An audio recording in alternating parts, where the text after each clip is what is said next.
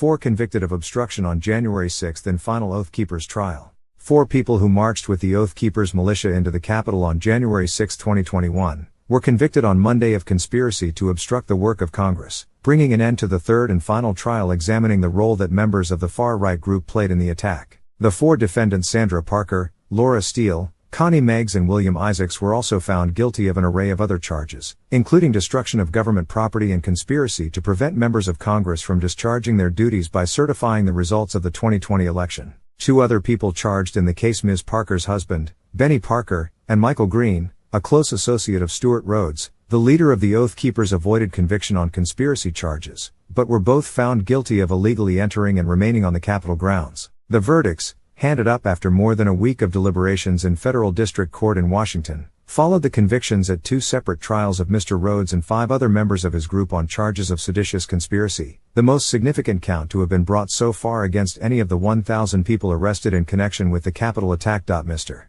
Rhodes and one of his top lieutenants, Kelly Meggs, the husband of Connie Meggs, were both found guilty of sedition at a trial that ended in November. In January, in another trial, 4 other Oath Keepers, Roberto Minuta, Joseph Hackett, David Marshall and Edward Vallejo, were also convicted of sedition. The defendants in the latest Oath Keepers trial never faced sedition charges and mostly played less significant roles in the Capitol attack than those in the 2 earlier trials. Mr. and Mrs. Parker, a retired couple from Ohio, were in their 60s and 70s, for example, and Mr. Isaacs, as his lawyer repeatedly argued, suffered from a severe form of autism. Still, the jury apparently believed the prosecution's claims that they had broken the law by either entering the Capitol or by breaching barricades outside and going into a restricted area.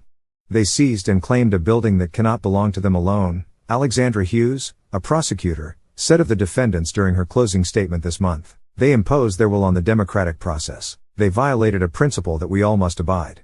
The 3 Oath Keepers trials have now led to felony convictions against 15 members of the group, all but crippling an organization that at its height had tens of thousands of adherents and conducted self-appointed vigilante missions for more than a decade in cities across the country. The plight of the Oath Keepers stands in stark contrast to that of the Proud Boys, another far-right group whose leaders and members have faced charges in connection with January 6. Even though 5 Proud Boys, including the group's former chairman, Enrique Tarrio, are now on trial in the same federal courthouse facing sedition charges, the organization has remained involved in far-right events and operations. In the latest Oath Keepers trial, Mr. Parker and Mr. Green, a former soldier appointed by Mr. Rhodes to serve as his hand-picked ground commander on January 6, fared better with the jury than the rest of the defendants. Neither man went inside the Capitol that day, and the jurors acquitted each of some of the charges they faced while failing to return a verdict on others. Much like the other 2 trials, statements made by Mr. Rhodes played a central role in this one. Prosecutors showed the jury reams of encrypted messages that Mr. Rhodes had sent to his compatriots in the run-up to the Capitol attack, many of them calling for civil war.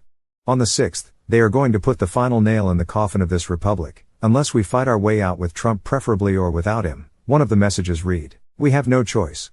In building its case, the government explained how each of the defendants had supported Mr. Trump after his loss in the election and believed his lies that the results of the vote had been marred by widespread fraud. Prosecutors also called Caleb Berry, a former Oath Keeper, to the stand and had him tell the jury how he and the defendants took part in a huddle with Kelly Meggs outside the Capitol just before storming into the building. Mr. Berry testified that Mr. Meggs told the group, "We are going to go and try and stop the vote count," a reference to the election certification process. Prosecutors then showed how after the huddle, Ms. Parker, Ms. Meggs, Mr. Isaacs and Ms. Steele, a former police officer, went into the Capitol, with half of the group moving toward the Senate and the other half moving toward the House. Each of the defendants sought in their own way to dispute the charges, with Mr. Isaacs's lawyers claiming that his autism gave him mind blindness during the riot and that he never intentionally took part in the attack. Ms. Steele's lawyer told the jury that she had played an exceptionally minor role in the assault. "She was just there," the lawyer, Peter Cooper, said during his closing statement, "merely present, in the background, doing nothing." And quote.